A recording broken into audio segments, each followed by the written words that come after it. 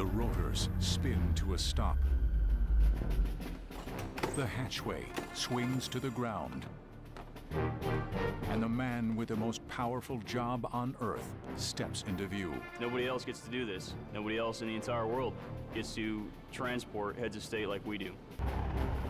When the President of the United States flies from the White House, he travels only in an unmistakable green and white aircraft. 200 feet, 60 knots, 3/4 of a mile away. All you really see are the White House, the fountains, and you know this is it. There's no room for failure, there's no room for incompetence, both mechanical and human. Journey behind the scenes into a top-secret world few have ever seen. Fly on board Marine One.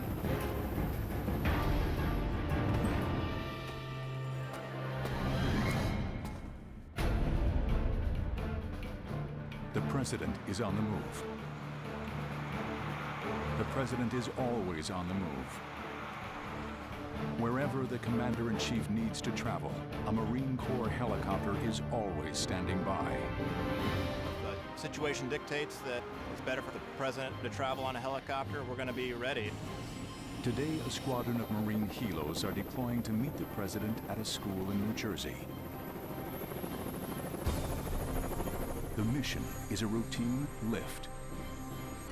But that routine calls for men and material in force. Aircraft must be kept fully fueled. Counter-assault teams lock down the landing zone.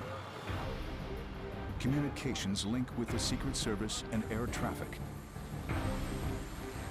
It's just not as simple as just flying to the backyard of the White House and picking up the President and bringing him someplace. Anything can change the dynamics of that flight. Anything can change the mission. Radio, I'll just give you a thumbs up for the tail clear call. At any time, the Marines can deploy the same in-depth support anywhere on Earth.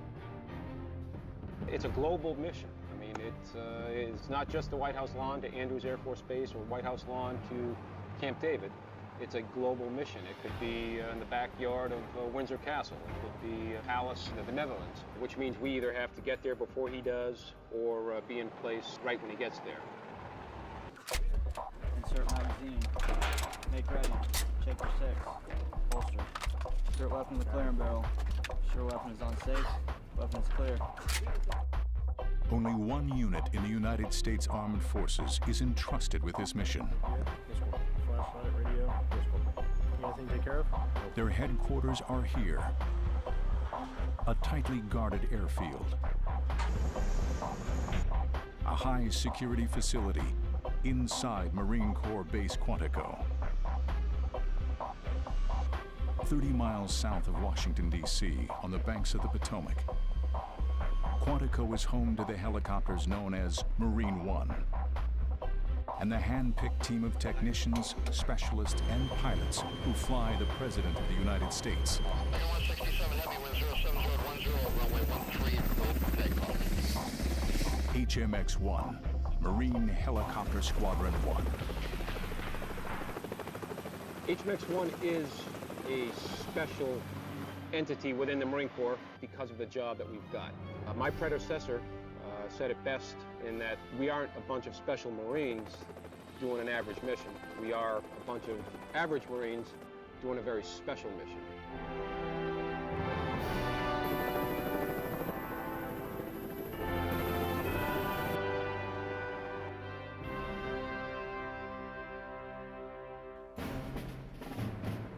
No one at HMX-1 understands the duties and demands of that special mission better than Marine One's primary pilot, Colonel Raymond F. LaRue. His call sign, Frenchie. Even the President calls him the Frenchman.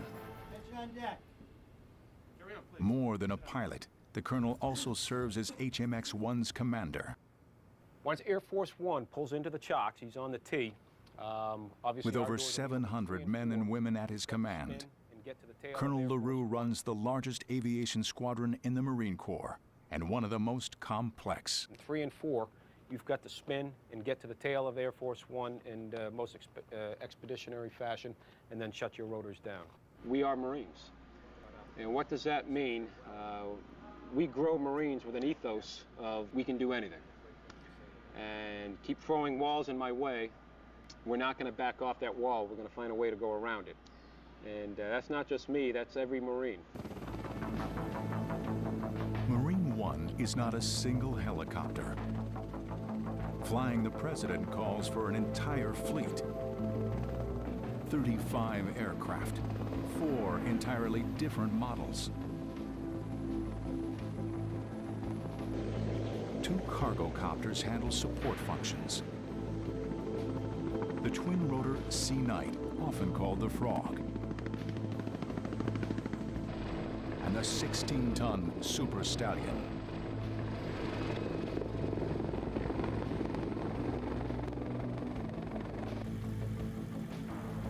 The pride of the squadron lives here, in a high-security hangar known as the Cage.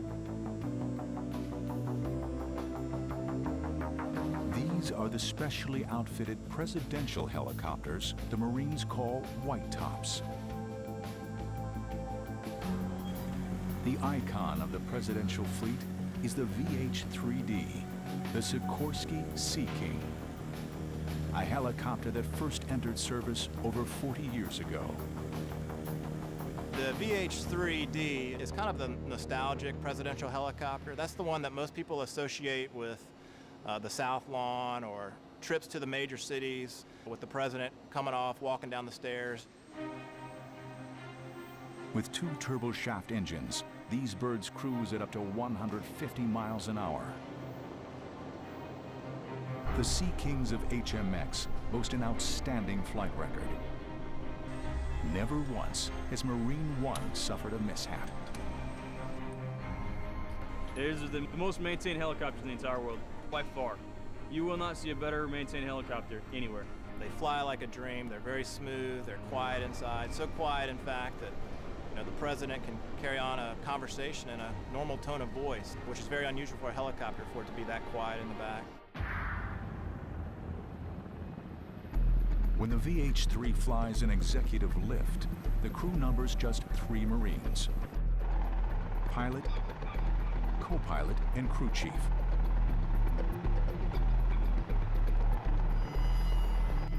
Over 70 feet long, the helicopter has room for a dozen passengers, including the Secret Service, and a special seat for the Commander-in-Chief. 251, short 9260, and contact your approach 132. These are very unique aircraft. The communication suite that has to go on board, for all intents and purposes, it's a flying Oval Office to some degree. Search number 320 is 9.78,000.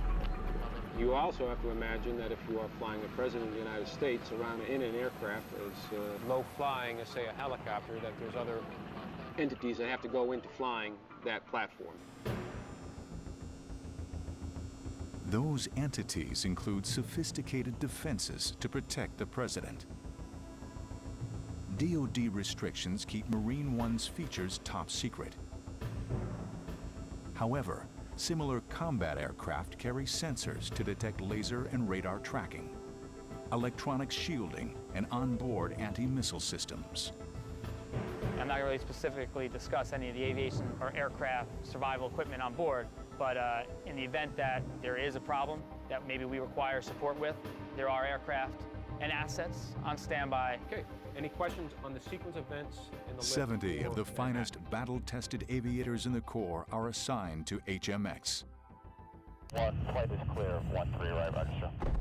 After 3 years of rigorous training, 4 pilots will be tapped to serve 1 year at the controls of Marine One. And I picked those pilots based on their capacity to make decisions, their capacity to handle situations when things aren't going as smoothly as they could. But it's certainly a complex decision. It's not one that's made easy, and it's one that I look very, very carefully at. Flying Marine One may be the goal for these pilots, but for every Marine at HMX, the mission goes beyond supporting the President. It begins with the toughest test in military aviation. Flying warriors into the heat of battle.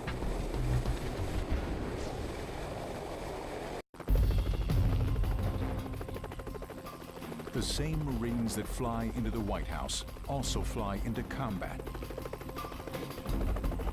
HMX-1 was established in 1947 as the Marine Corps' first ever helicopter squadron. The unit was commissioned to develop battlefield tactics for rotary winged aircraft, helicopters.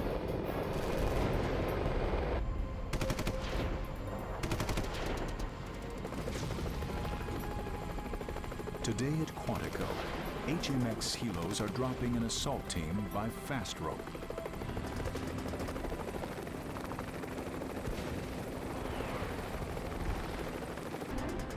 My combat experience, it really just brought confidence to this job. It makes you relax a little bit more. It makes you understand the gravity of what you're doing here as far as doing your job under tough circumstances.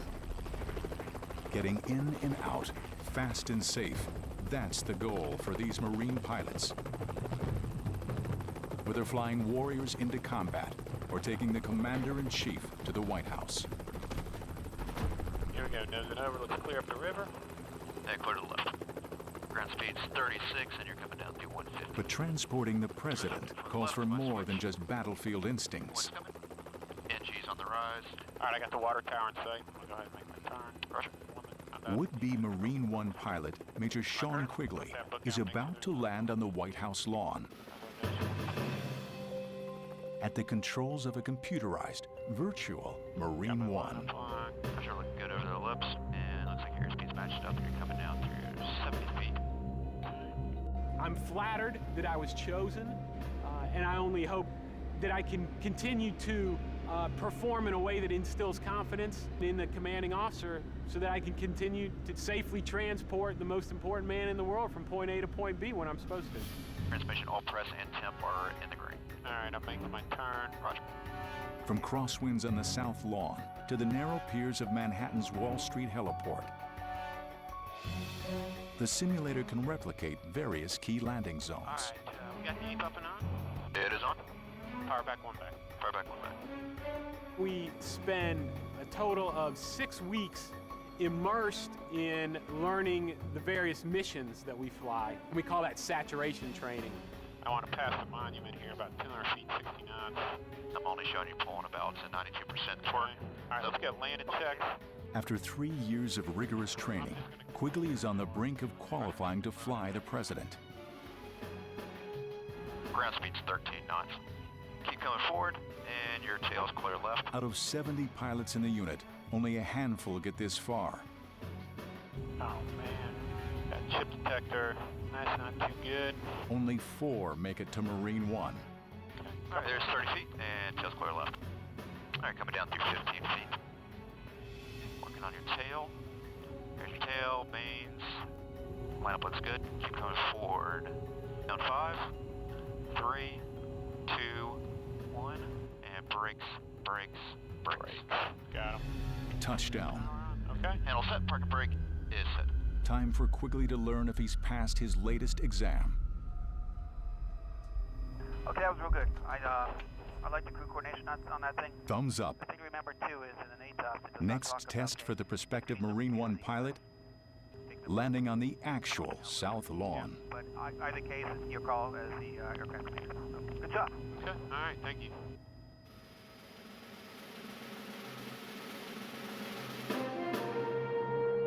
Pilots are not the only crew members held to a standard of presidential perfection. You want to fly the president, you're not going to look unprofessional. You're going to open the door in a professional manner, you're going to make your turns in a professional manner. It's got to be dead on.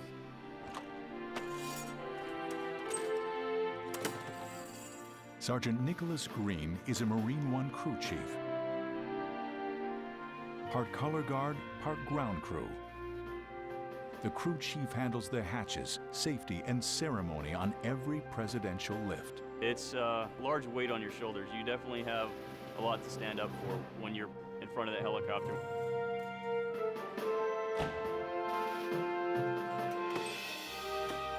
You take 6 steps out, pivot, walk all the way to the back.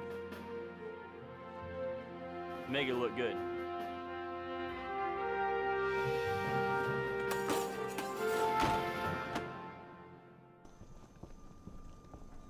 For Major Sean Quigley, today is game day, the test that will make or break his chance of flying Marine One. Landing on the White House lawn at the controls of a presidential white top. Lincoln 45, heavy close full at the Foxtrot taxi right, Bravo to the ramp, mile to ground, point down, okay? For this decisive flight, Quigley will lift off in one of the squadron's iconic helos, the VH-3. Cleared for takeoff.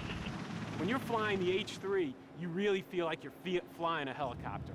H-3 is early Tango County, turnway 4 left position and hold traffic crossing downfield. It makes you do some work. You gotta be vigilant, but it's very rewarding in that it comes through for you every time.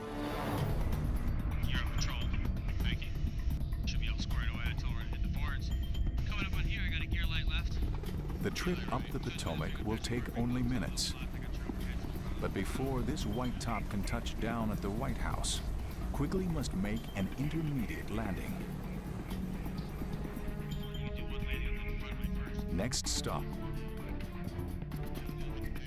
a restricted military base, a facility the Marines cannot allow to be filled.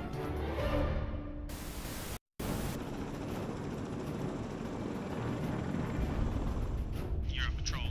Thank you. Should be all squared away. Presidential pilot in training, Major Sean Quigley has lifted off from a restricted airfield in Washington, D.C. Next stop, the White House. Quigley is about to face the ultimate Marine One trial. To become one of just 5 pilots approved to fly the president, he must nail the perfect touchdown at the White House. Not once, but 10 times. All right, so I'm gonna set up from over here. Yeah, even though. Yeah. Major Scott Volkert, veteran Marine One pilot, will monitor his every action. What Volkert reports will make or break Quigley's chances. Not every person that starts the Marine One syllabus will make it all the way through to become a Marine One pilot. There's 50, and you're clear left. Toes coming. Okay. Again, that's how you want to do it. You just keep that line right between you. Quigley must navigate an invisible maze through tightly restricted airspace. Okay, there's 200 feet. Okay, so I'm a little high and a little fast.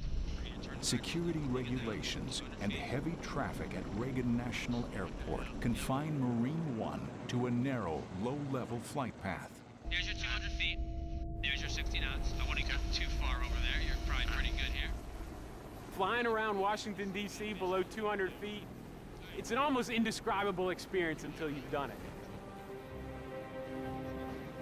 The first time you do it, you don't want to be the pilot flying. You want the guy in the other seat on the controls because you just want to sightsee. And this is just good review for you. Okay. The Washington Monument. The last landmark. Over 500 feet tall, it towers above the helo. Okay, nice and easy. The ground's coming up, so I'll help you out. Volkert watches closely as Quigley turns into the final approach. There we go. Yep, you're good. You're coming down. Okay, there's 200 feet. 50 knots, that's fine. That's no faster than 60. All right. It doesn't matter how many thousands of takeoff or landings that you have. Don't cheat right on us. You make that turn around the Washington Monument, you receive your landing clearance, and you roll final on the South Lawn. That's when you fully understand the gravity of the situation, the responsibility that you have. Without exception, my palms start to sweat, get a little bit nervous. Okay, I'm putting this line between my legs. Yeah, right between your legs. Tree goes down the right-hand side. Just remember, we want to be over that fountain by, 90 feet. Oh, a good visual is going to be 150 and 50, so we're accelerating now. It's all good. Good line up. Don't cheat right on us. Good. Now just keep coming down. Now cheating right. Looking good. Looking good. Just keep driving forward. The South Lawn. 100 feet, 30 knots. Barely 50 yards wide, hemmed in by towering trees. Man, it seems like we're close to that blue spruce on the left. Don't worry about it. You're good. I'm holding the altitude. Quigley can't touch down just anywhere. His landing must line up precisely with 3 red discs. Now cheating right. Looking good. Looking looking good. Just keep driving forward, clear to come left. 200 feet, 60 knots, 3/4 of a mile away from touching down. All you really see are those spots on the lawn, the White House, the fountain. And you know this is it. This is a big deal. Okay. Yep. Hovering 10 feet above the ground, one final maneuver. Quigley must rotate to line up the helo's wheels with the landing discs, each just 6 feet wide. Okay. Now we're coming around. Yep. 10 feet. When you are landing that helicopter, it's you. 15 feet back. It's all you. And that is a rewarding feeling. All right.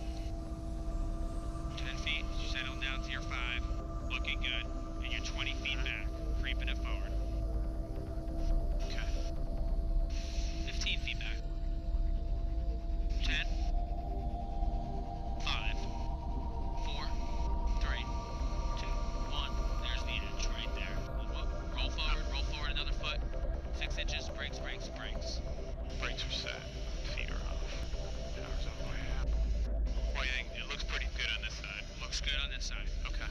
Touchdown. Next challenge, the perfect White House takeoff. Good APU. Two's coming back. You're flying the head. Roger. To the right side. And after that, Quigley must repeat the entire process 4 more times before nightfall. Keep right up to 105. Fly straight out. Once we get out there, just like Anacostia, we'll do a button hook and come right back in. Come right out towards the bridge over here. You know what I mean? World War II Memorial. Yeah. Right over World War II. Pretty much. We'll just button hook back. Just, just inside the basin. That's very humbling. Very humbling.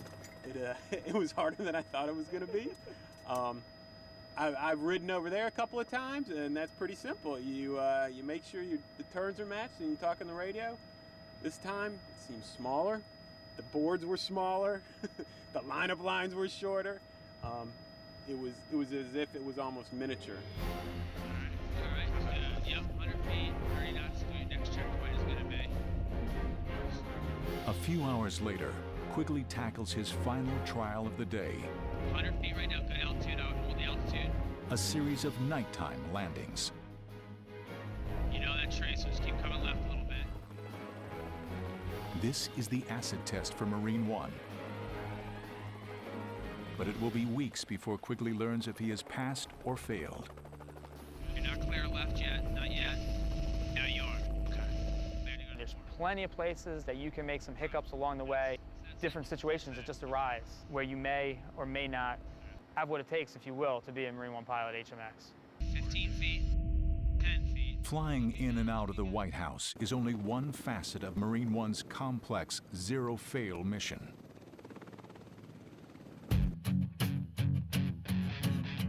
Presidential flights that begin overseas or across the country complicate operations. HMX must ship a detachment of helos by cargo jet to arrive before the president.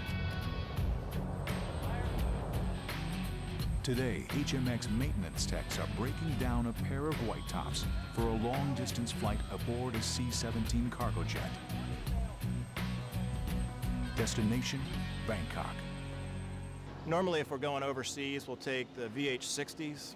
That's a smaller Black Hawk variant that has a smaller cabin, but it's just as capable with communications and flight capabilities and so forth. But it deploys so well just with folding up a few blades. We can roll that thing right into the back of an Air Force C-17 with all of our gear and personnel, completely self-contained in one aircraft, and fly to anywhere in the world and be there and build up and be up and flying in just a matter of hours. The United States is the only country on the planet that supports its commander-in-chief globally and does that with its own assets. There is no other foreign country, even when they come to this country, that bring their own assets to fly their commander-in-chief.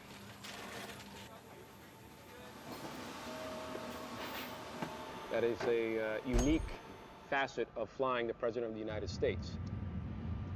By the time that the boss steps off the bottom step from Air Force One, we're ready.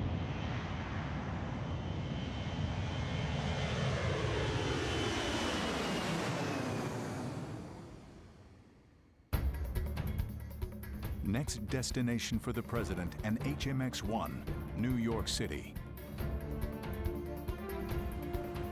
The President is coming to town for the United Nations General Assembly. Air Force One will get him to Kennedy Airport in Queens. Marine One will take him to Manhattan. He'll land on this narrow strip of concrete jutting into the East River, the Wall Street heliport.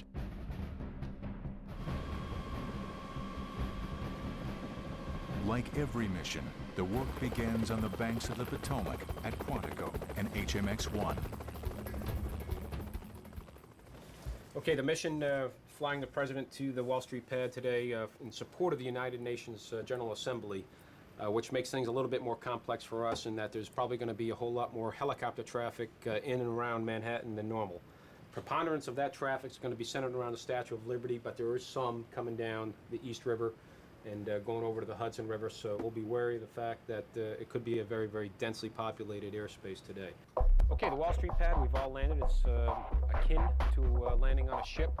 3 days before the mission, a Marine advance team hits the pad at the Wall Street heliport. You can really box yourself in if you land 3 before 4. I mean, you can't really help here. Major Rick Barnes and Major Kevin Duffy will block out the exact choreography for the presidential landing. To avoid calling attention to their work, the Marines dress in plain clothes instead of uniforms. Stand in square. I want your nose wheel. And then as they're coming in, you direct them and then you get out of the way. Stand over here and hold it forward and see.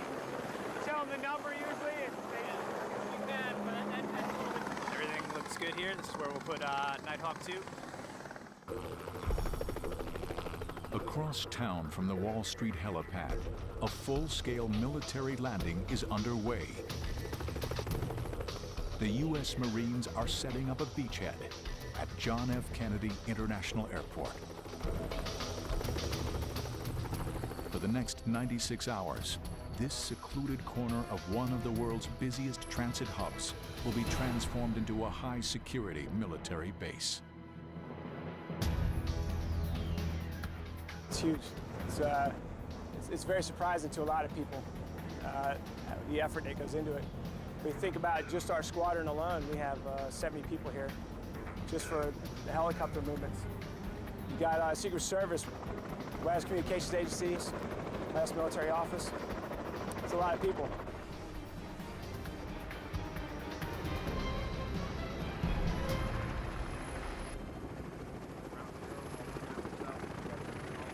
Colonel Raymond LaRue gathers his troops in the hangar at JFK for one last briefing.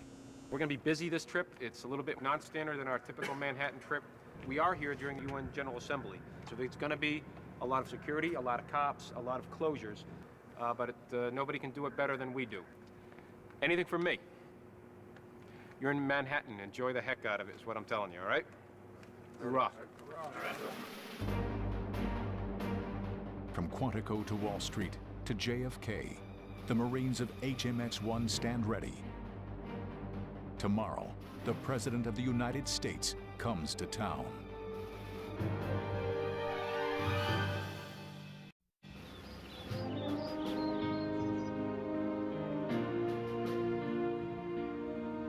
The south lawn of the White House, the President's backyard, a place for receptions and ceremonies where children roll Easter eggs each spring. But today, White House groundskeepers are rolling out a landing strip. With 3 red circular pads, they mark out the precise site for each of Marine One's landing wheels.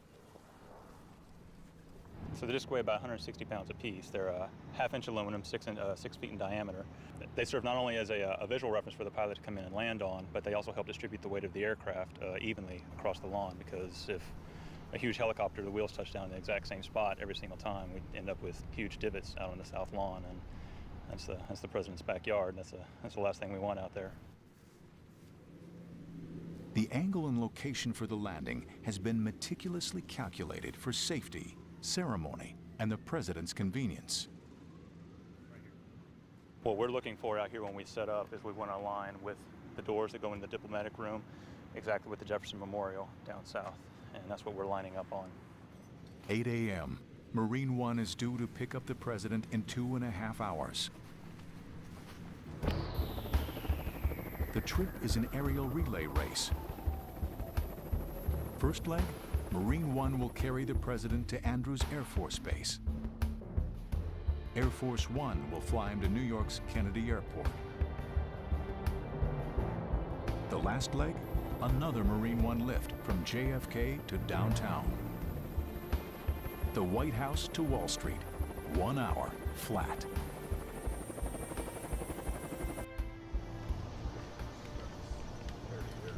That's true. 20 minutes before takeoff, guests and the press corps are ushered into viewing areas around the South Lawn.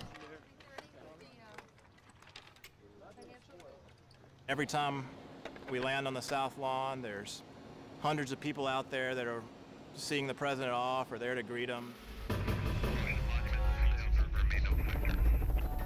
At 10:24, right on time, the presidential white tops appear on the horizon. One helo heads straight for the landing pads.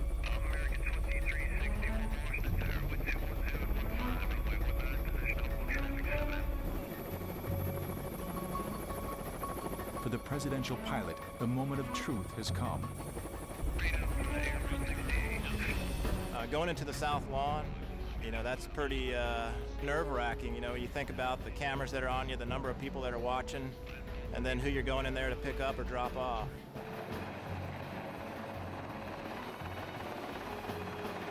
First time I landed on the South Lawn, it was overwhelming. I couldn't believe I was doing it. We have to land on these little boards that are kind of small. I couldn't believe that I hit them.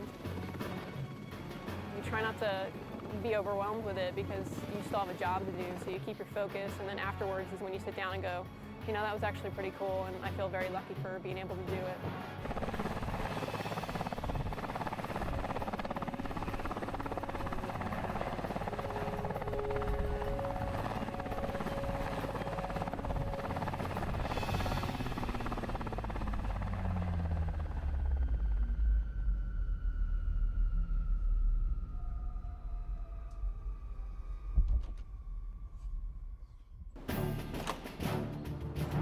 The crew chief drops the stairs, and the ritual march of presidential boarding begins. You open the door, you step out. You don't know what's going to be there at your pivot point. You walk out 3 or 4 steps, make a turn, there might be a hole there. There's actually a hole on the South Lawn that we all try to avoid. And it's there, you know about it, but you never know when you're going to hit it because you're not looking down at your feet. Marine One is not a single specific aircraft, but an exclusive presidential call sign.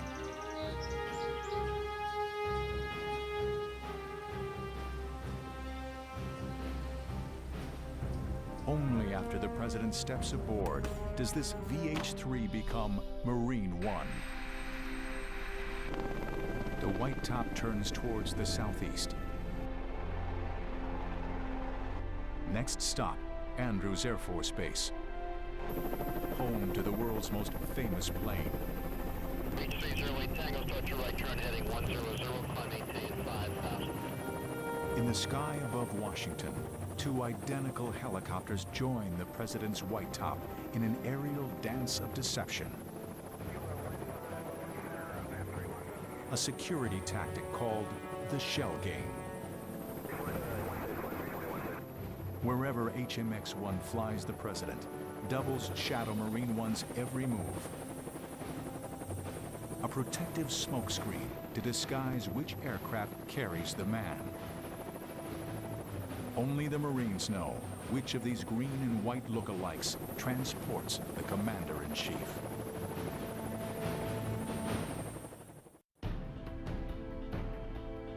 At Andrews Air Force Base, the world's most recognizable plane stands ready for takeoff.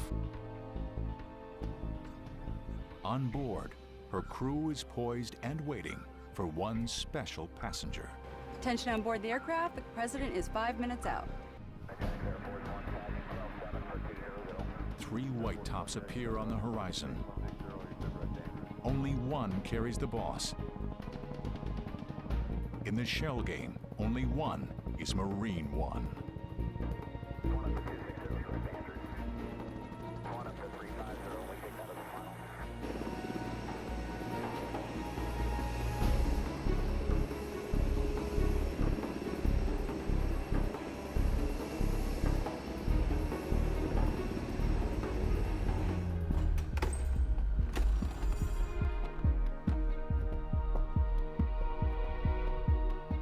There's a lot of stress involved in our job. It's not combat stress. You're not getting shot at. You're not worrying about supporting other Marines anywhere else. You're worried about supporting the President of the United States. That's a big load to carry.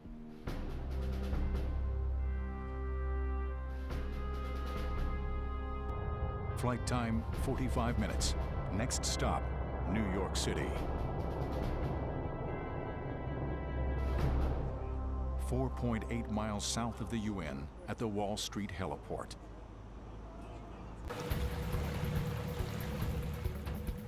Access to the pad is strictly controlled. Patrol boats sweep the harbor. Bomb-sniffing dogs and explosive experts check every vehicle. Secret Service counter-assault teams take position. The weather, mild. Wind out of the northeast. T-minus 22 minutes. At JFK, the helos of HMX-1 stand by, poised for liftoff.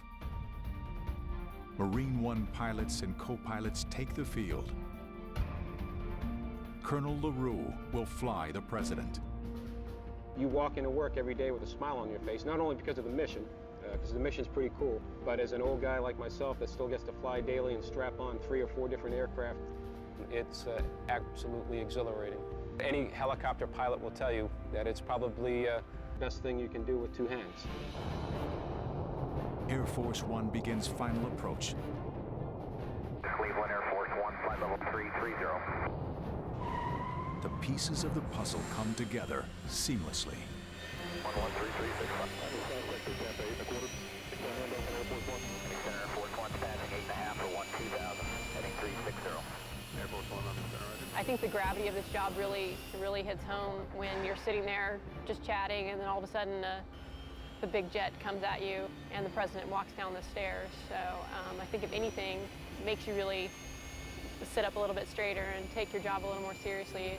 It's when those big engines are coming at you and that stair goes down.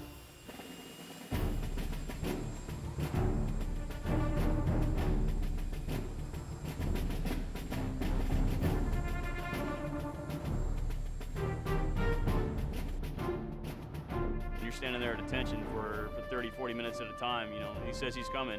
He might stop and shake somebody's hand. He might work the rope line, and it may be 30 minutes before he gets there. You're subject to whatever. Rain, snow, freezing cold, excruciatingly hot. It doesn't matter. You can't think about, I'm really cold right now, I want to scratch my nose or move my arms or something. You can't do that. So you just suck it up and deal with it.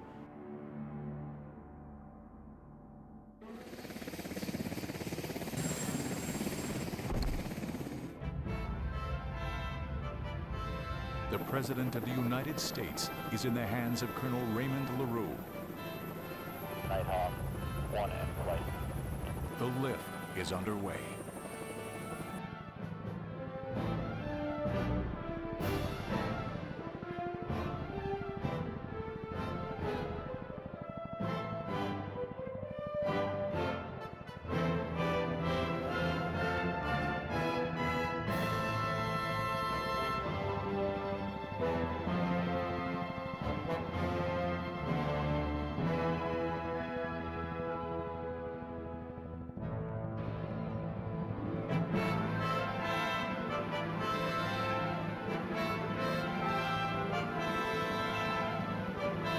Doing this particular mission in Manhattan, first of all, it's a treat to fly around Manhattan. being one of the more majestic cities in our country, when you get to see New York City at 100 feet to 200 feet airborne, that's pretty exhilarating.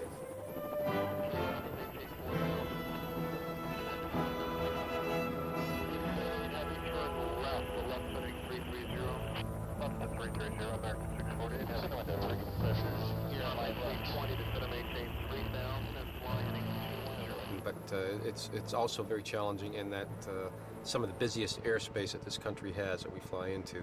So we've got to always plan for contingencies as well. JFK to Wall Street in under 10 minutes.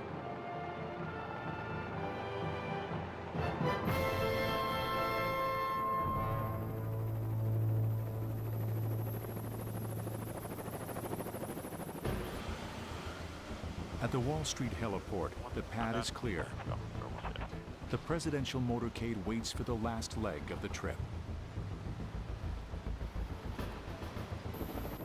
The helos of HMX appear on the horizon. Now is the time for Frenchie and his team to earn their stripes. For this presidential mission, not one, but 4 helicopters must squeeze onto the pad. A concrete pier smaller than a football field. 2 troop carriers with press and support staff land first.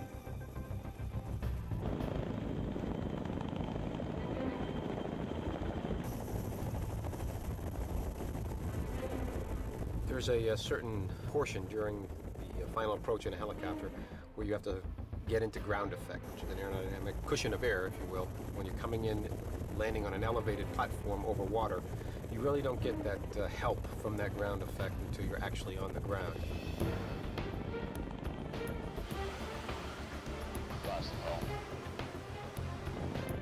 Next to touchdown is a backup presidential white top.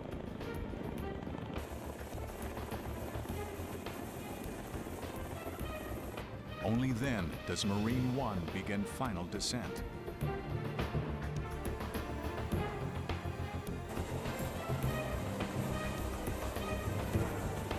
When we get there, Wall Street pad is already clobbered with aircraft. Depending on how the winds are, we've got to get in there. We've got a very small space that we have to land in. But you only get one shot at it. It's a zero-fail mission, and that's why we rehearse everything, so that on game day, we make it seamless.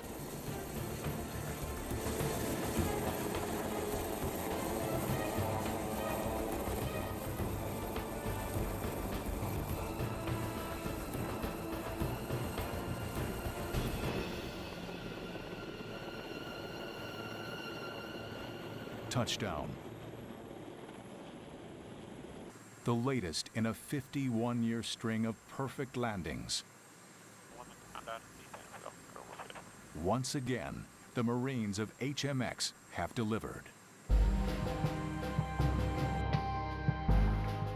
You'll go out there and you'll have the most important person in the entire United States 2 steps away from you. He salutes you as he walks on, he salutes you as he walks off. That's pretty humbling. He's saluting not only you, he's saluting the pilots that flew him, he's saluting the Marine Corps, he's saluting the United States every single time he walks on and off. And it is pretty amazing. It's a pretty humbling experience. Now, the Secret Service takes over. The president boards his limo for a high-speed run uptown. Transit time from the White House to the UN, less than 90 minutes. Moments later, the helos take off and head for JFK to prepare for the next lift. They're due back on Wall Street in just 43 hours. 1,000 miles away, an HMX team is on the ground in Florida, locking down the next mission. In Quantico, the squadron is wrapping up for trips to Alabama and Kansas. Even if there's not a scheduled lift plan, we'll take a helicopter wherever he goes. We're always there whether we're used or not. And yes, the President does always, if he rides on a helicopter, he rides on Marine One, a helicopter from this squadron. This is the job of Marine One. A military mission that never ends. Wherever he needs to go and whenever he needs to go, we'll be there. It's a great honor. It's an awesome experience, and it's something I'm very proud to be able to do, and it's something that I would never have the opportunity to do anywhere else other than here.